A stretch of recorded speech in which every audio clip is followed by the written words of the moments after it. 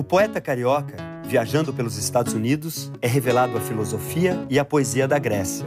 A compositora gaúcha, hospedada num hotel em Portugal, entende que a literatura pode se tornar uma maneira muito eficiente de afugentar demônios e pesadelos noturnos, ou de os invocar.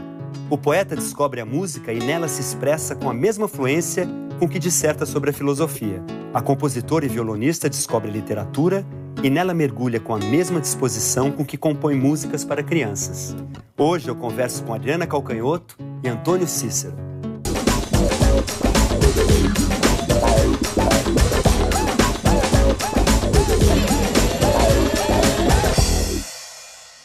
No programa de hoje, Antônio Cícero e Adriana Calcanhoto. Adriana é cantora, compositora, violonista, cronista, escritora. O Antônio é poeta, letrista, filósofo, ensaísta. Enfim, a matéria-prima de letra e poesia é a mesma. Mas vamos falar sobre essa diferença entre letra de música e poesia. Ela é tão diferente assim? Não, eu não acho que seja tão diferente. Tanto que, na tradição ocidental, na Grécia Antiga, a poesia toda lírica, exatamente como o nome mostra, vem de lira, né? A poesia era toda cantada, era toda letra, o que hoje nós chamamos de letra de música. Tá. E depois os provençais, de novo. O que aconteceu foi que, em determinado momento, quando se começou a escrever realmente poesia, publicar poesia escrita, houve uma transformação, houve uma mudança, né? Mas não quer dizer, não é uma mudança qualitativa. A mudança é a seguinte, é que quando você faz letra de música, você faz uma coisa que vai servir para outra.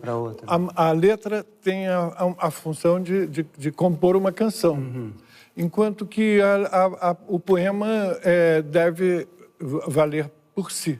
E você, Adriana, como é que é teu processo de composição? Você escreve a letra, depois musica, vai criando junto? Como é que você trabalha nesse sentido? Eu não tenho muito... Eu sou mais caótica, não sou muito metódica, mas uma coisa que eu nunca fiz foi exatamente isso, sentar e escrever uma letra. Eu nunca fiz um poema, uma coisa que não tivesse relacionado a uma melodia.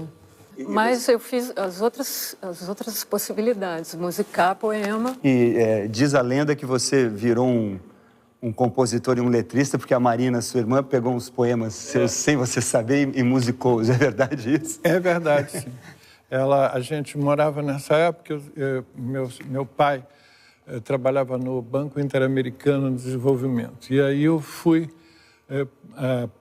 na casa dele para fazer o mestrado lá em Washington, em Georgetown, onde ele morava. E nessa época a Marina foi também, passou lá um tempo. E eu saí, fui para a universidade, um dia quando voltei ela estava com uma canção feita com uma letra que ela tinha pegado numa gaveta minha, que eu nem tinha... Um poema, não era letra, um poema que eu tinha feito, né? E aí aquilo, claro... Na hora eu fiquei até danado. Eu disse, mas como é que você vai mexer nas minhas coisas? Foi por uma boa causa. Não, depois eu vi que ela ficou bonita, achei bacana, achei muito bacana e comecei, aí mudou a coisa. Eu passei a fazer letra para as melodias que ela compunha. Ela trazendo já a melodia. Ela trazia a melodia, eu fazia a letra, mudou, inverteu completamente. Como é que vocês fizeram o Inverno, né? Você fez a melodia e mandou para ele? Como é que foi isso? Ele gosta de receber a melodia. Eu não sei fazer uma melodia que não esteja relacionada à palavra. Mesmo, aí eu faço uma letra, mesmo que muito ruim. Uma letra monstro? Assim? Uma letra monstro, porque é diferente uma melodia que não está pensada para o peso das sílabas. É só isso. Então, ele queria música. Ficava esperando música. Então, eu faço melodias com uma letra, porque eu preciso da letra. Mas essa letra você faz como, assim, inventando na hora qualquer coisa, ou você tem uma preocupação formal, que ela tem algum sentido? Não, elas têm uma função ali na melodia. Isso é um problema. Aí eu jogo fora a letra e mando só a música para ele. Aí você manda para ele, tipo, fazendo lá, né, assim, cantando. Mas para mim é um problema, porque quando eu fiz Inverno, eu não sabia que ela fazia desse assim. modo. Depois que soube, aquilo fica uma responsabilidade, porque pode ser que eu faça uma letra muito inferior. Pior é que ela. Ela é uma grande letrista, na verdade, também. Você não tem curiosidade de ver o Eu tenho, mas ela não deu. Você joga fora mesmo? Não, você guarda. Não, jogo fora, não guardo. Gente, que coragem. No dia em que fui mais feliz, eu vi um avião se espelhar no seu olhar até sumir.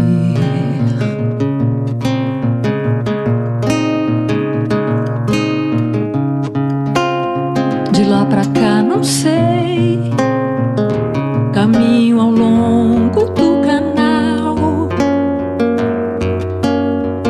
faço longas cartas pra ninguém, e o inverno no Leblon é quase glacial.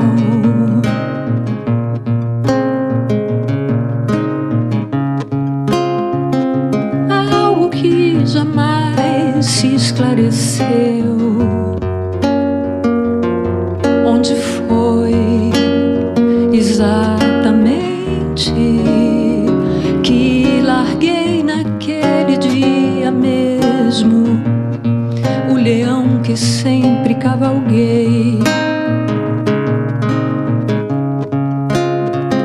Lá mesmo esqueci que o destino sempre me quis só. No deserto, sem saudade, sem remorso, só, sem amarras, barco embriagado ao mar. Não sei o que em mim só quer me lembrar que um dia o céu reuniu-se à terra um instante por nós dois, pouco antes do acidente se assombrar. Não sei o que em mim só quer me lembrar que um dia o céu reuniu-se à terra um instante por nós dois, pouco antes do acidente se assombrar. No dia em que fui mais feliz.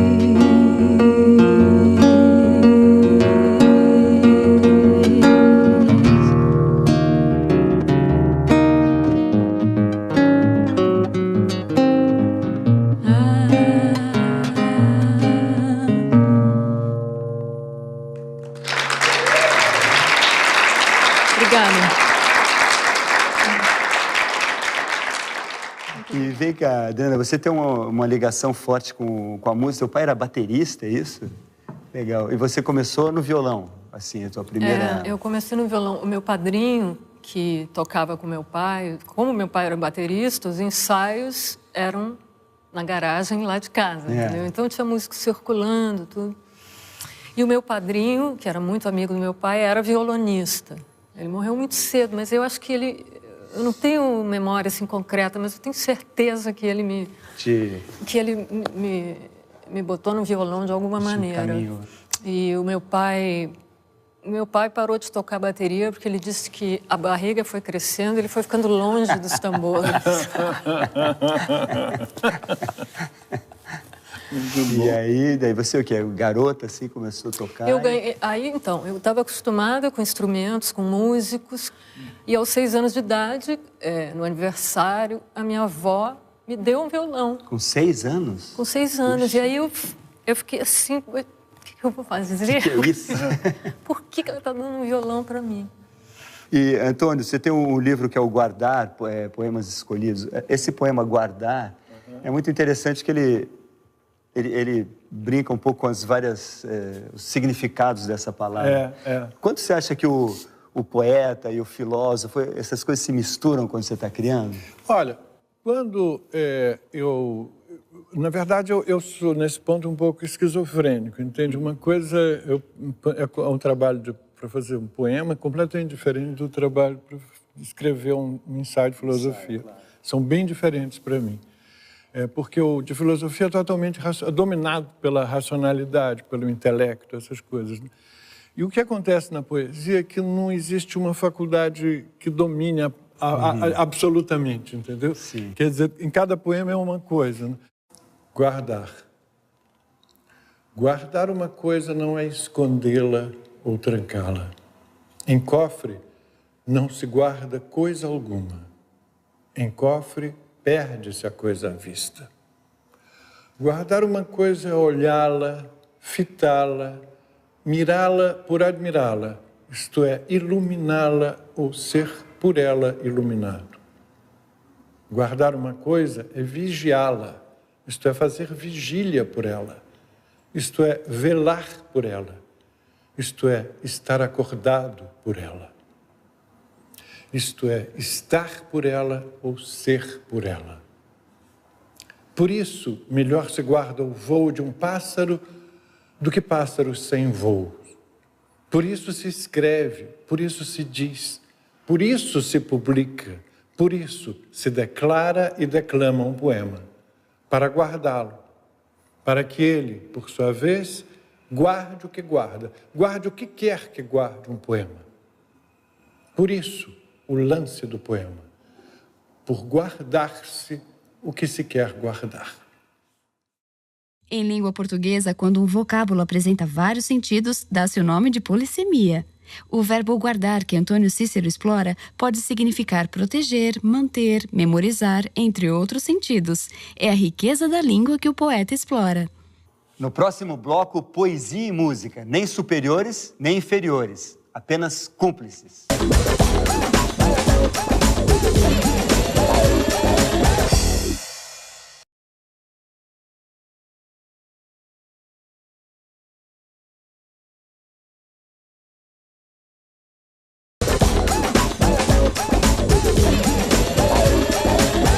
Você tem uma disciplina, você, por exemplo, vai compor um poema, você já sabe se você está escrevendo um poema, uma letra de música, como é que é teu processo? Nesse caso eu sei, porque letra de música eu faço para música, né? Que me dão. Eu não escrevo uma letra. Você não inventa uma letra do zero, assim? Não. Mas quando o compositor te manda uma melodia, te manda aqui num CD?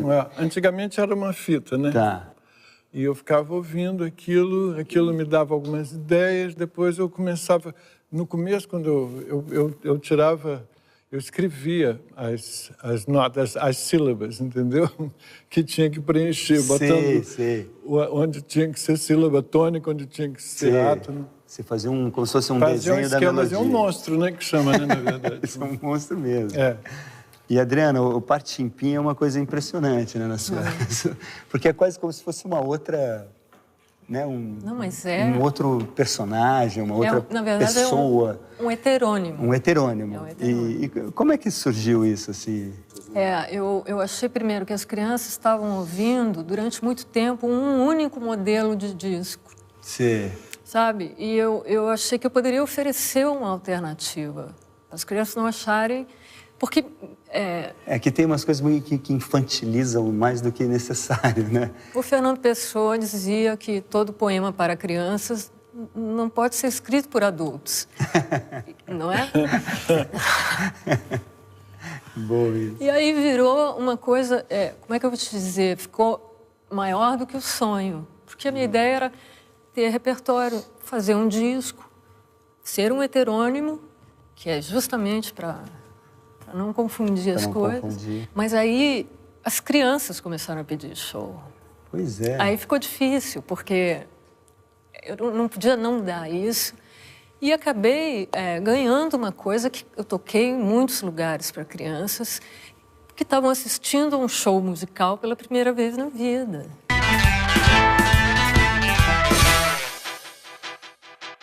Não tem como escolher entre música e poesia. Para mim, as duas têm um valor super importante. Elas me acompanham. Música e poesia estão muito juntas, né? A gente não sabe onde começa uma e onde acaba a outra, né?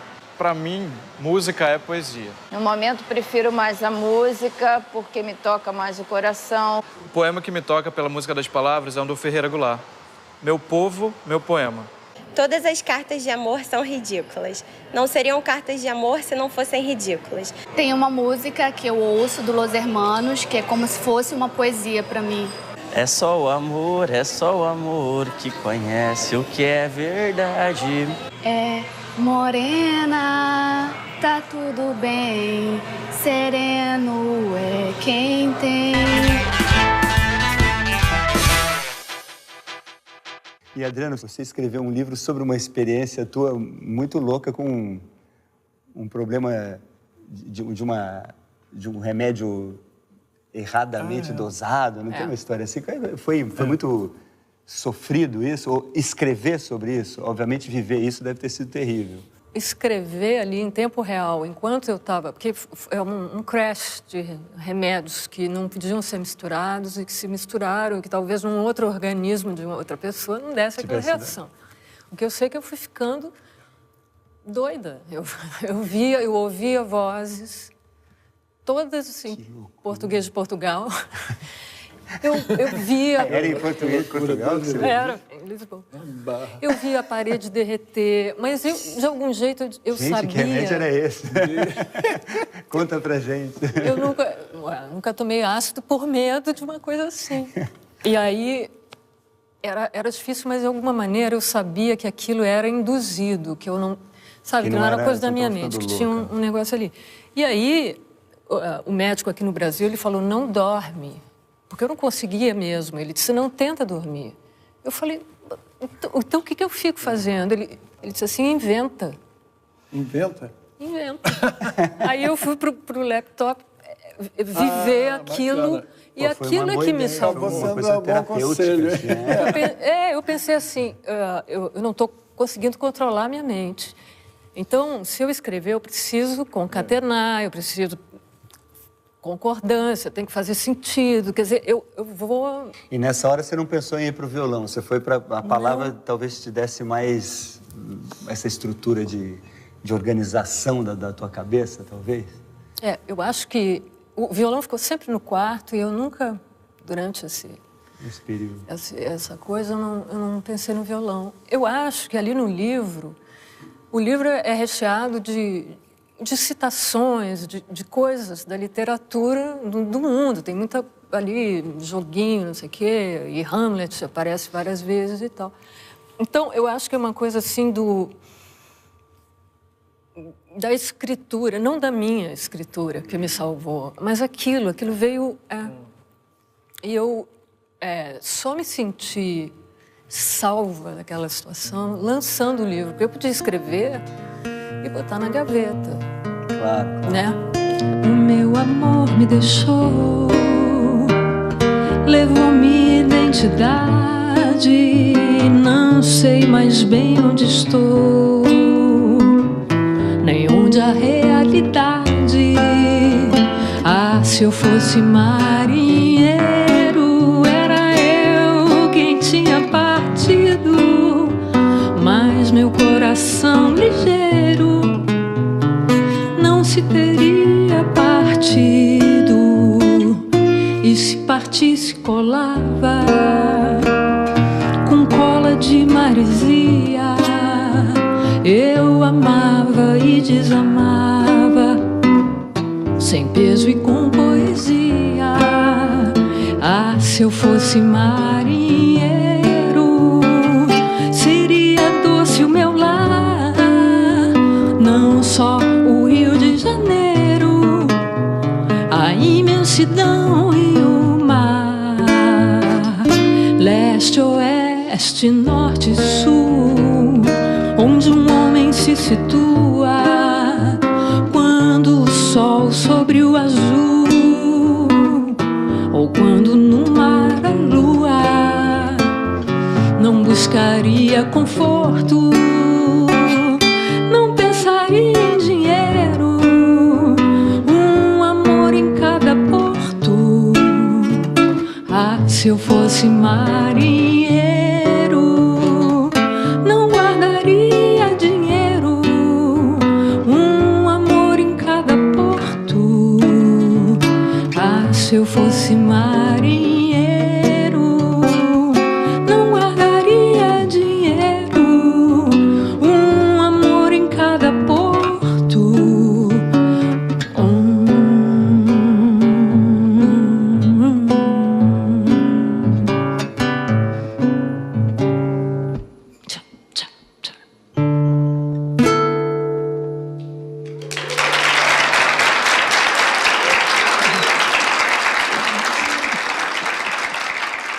tô vendo que você trouxe aí umas referências. O que você trouxe? Eu vejo que tem bastante livros aí, né? Eu trouxe algumas. Esse aqui, A Mulher que Matou os Peixes. É um dos livros para criança da Clarice Lispector. E a minha tia, professora de língua portuguesa, ela me dava os livros, porque eu queria ler, eu queria aprender a ler, eu só queria ler. E ela me passava os livros. E aqui, ela me deu esse, eu comecei a ler A Mulher que Matou os Peixes. Aí o livro começa assim: essa mulher que matou os peixes, infelizmente sou eu. Aquilo, eu falei, eu me senti tratada, eu me senti uma leitora, não uma criança, entendeu? O que mais você trouxe? O que mais? Muito difícil, né? Trazer um disco. Se a gente estivesse conversando amanhã, eu traria outro. O disco de hoje é O Estrangeiro. O Estrangeiro. Tá. Esse disco foi interessante. Foi logo que eu cheguei no Rio e eu fui ver o show do Caetano no Canecão. Eu nunca tinha ido ao Canecão. Era uma coisa, nossa, o Canecão. E aí o show era lindo desse disco. E ele estava fazendo o show, lançando o disco, mas não tinha o disco. O disco não chegou, você conhece. O disco não chegou, ele está lançando o disco. O show já está rolando e o disco não está na loja. Então tinha também uma coisa que eu vi primeiro o show. Eu acho que isso também, se eu tivesse... Transformou primeiro, isso numa coisa especial. Em geral, você tira do disco e põe no palco, né? E você, Antônio, o que traz? Na verdade, eu não trouxe nada praticamente, porque isso aqui são livros meus mesmo. Não, mas... E eu trouxe o seguinte, que você pode falar alguma coisa. É uma coisa que eu, por exemplo, que eu pensei, referência a uma coisa de memória, não sei o quê, né? Então, eu tenho na música, na canção que eu fiz com Marina Virgem, fala uma hora de uma coisa dos Inocentes do Leblon, que é um poema do Drummond.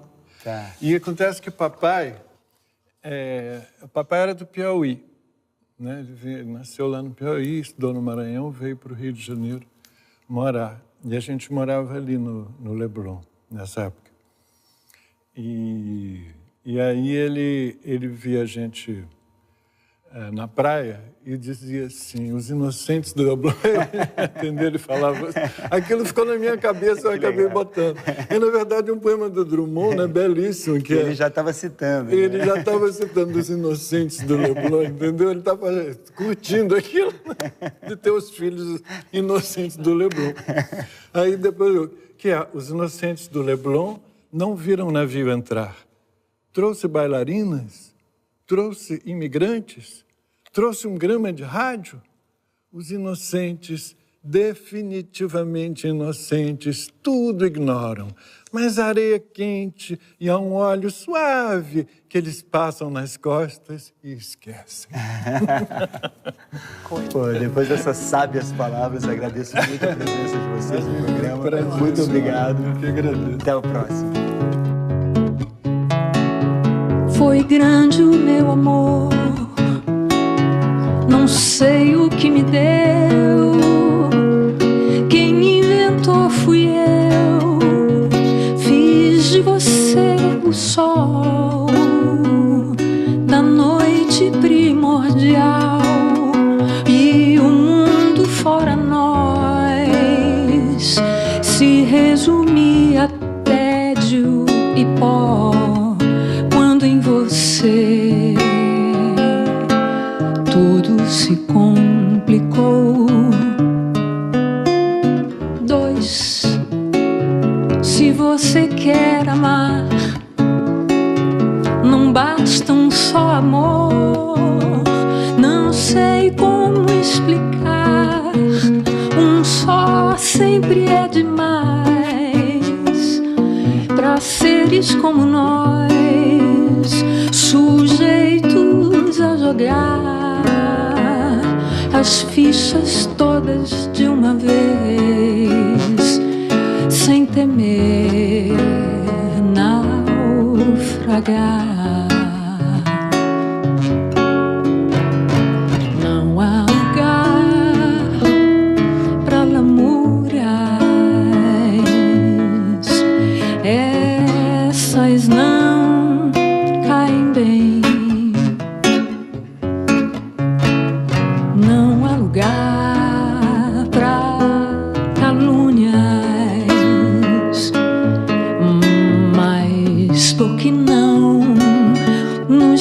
inventar.